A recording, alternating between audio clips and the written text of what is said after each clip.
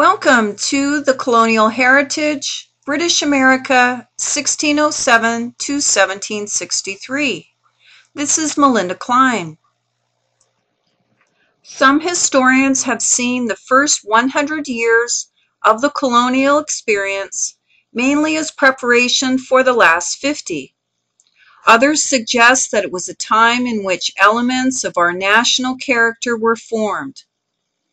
Nonetheless, during the first 100 years of the colonial experience, certain attitudes became fixed with tendencies apparently American. I would like to pass along a few books and titles and authors that, if you're interested in this moment in time, that you should read at some point. Puritans and Yankees, The Winthrop Dynasty of New England by Richard Dunn. Colonists in Bondage by Abbott Emerson Smith. Epidemics in Colonial America by John Duffy. And this one here by Edmund Morgan, American Slavery, American Freedom. By Richard Bushman, we have From Puritan to Yankee. Karen Kupperman, Indians and English Facing Off in Early America, and another one by Edmund Morgan, a classic, Inventing the People, The Rise of Popular Sovereignty in England and America. Tensions fluctuated between some groups of Native American peoples and other groups of Native American peoples. The colonists of what is now southern and northern New England were constantly and disturbingly present. The treatment of the Wampanoag and allied native peoples by the English officials of Plymouth, Massachusetts Bay, Connecticut, and New Haven colonies were considered heavy-handed. In the aftermath of the Pequot War, incursions into three separately confederated territories of the Narragansett, Mohican, and Wampanoag by the English, who were intent on continuing colonial expansion along the coastal plain and woodland area. A unique American literary genre in the early colonial and provincial period would be captivity narratives. Two examples of this would be Mary Rowlandson and also the Deerfield Massacre. If interested in the Deerfield Massacre, I suggest you read Unredeemed Captive, A Family Story from Early America by John Demos. Mary Rowlandson's 1682 captivity narrative was among the first of a genre that was becoming increasingly popular in the 17th century.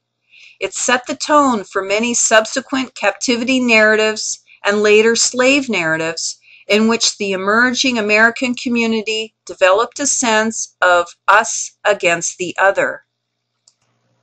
French alliances with Native American groups proved better than for the English and Dutch colonists. Frontiersmen in Virginia, along with fur-trading Frenchmen, married Native American women, thus creating bonds, no matter how loose, with Indians in their midst. Protestant encounters in New England started in a diplomatic matter, but degraded over time as natives were decimated by disease, converted to Christianity, and driven by treaty, war, or trickery from their native lands. The Yankee spirit of New England drove the economy. They were busy, industrious, and moral people. Puritan spirit was persistent with an inquiring mind, and they were also thrifty, traders, businessmen, and merchants. In my statement here in regards to beer, I'd like you to keep in mind that water in urban areas, not only in Western Europe, but also in the emerging United States, was unsafe to drink. Drinking beer meant that you could stay alive, and children, along with adults, consumed large amounts of homemade beer. While colonial America and the new Republic of the United States claims not to be a class-based society, this society was stratified. especially along the seaboard and urban centers. The 17th and 18th century were times when men could still recognize their place in society and were inclined to keep them, when the poor, uneducated, were expected to be ruled by their betters.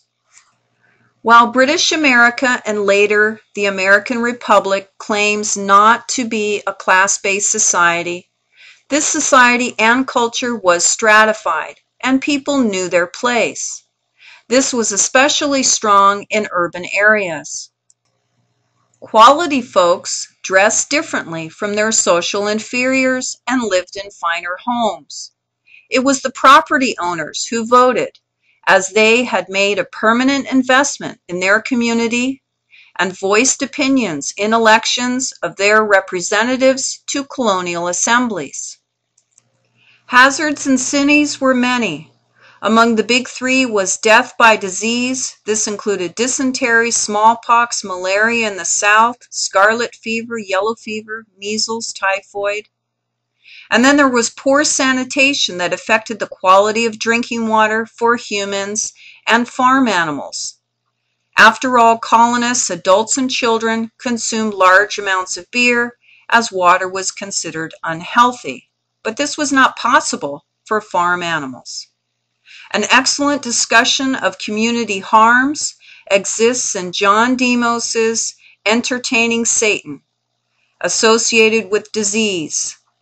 In this discussion of changing communities regarding witchcraft over time, Demos offers a history of epidemic disease through the 17th century, relying on diary sources from Puritan and Pilgrim colonists. New England farmers interpreted disease and disasters as such events as God's wrath and sign of His displeasure upon their community. Shock and worry left deep impressions on the colonists. Southerners and their culture were immersed in a one-crop economy, secured and prospered with the use and aid and institutionalism of the system of slavery, choosing this over a wage labor or indentured servant system. I would like you to remember these 4 points. Political institutions that grew out of the colonial era, a representative government, 2-house legislature, written constitutions, and local government force, all borrowed from England but modified by the American environment and experience. No matter how disconcerting this might seem, life in the colonies for the rising middle class or average peasant farmer and laborer was much better than in Europe. Opportunities for work and owning land are 2 main points. Next, religious tolerance if you found the right colony to live in or be in agreement with their laws and culture. According to John Duffy in Epidemics in Colonial America, as the colonies became established and living standards rose, health conditions improved. Nevertheless, colonial Americans remained the subject to such familiar European diseases as smallpox, measles, and influenza, while at the same time they endured new and more fatal infections in the form of yellow fever and malaria. There are 3 colonial traditions that forged an American identity. The idea that government should be controlled by the governed. A person's ability counted for more than the station in life to which he was born into. And any man, no matter what his background, could, by hard work and diligence, rise in the world. While there are variables such as race and gender, this is very true today, and this drives immigrants to America into the 21st century.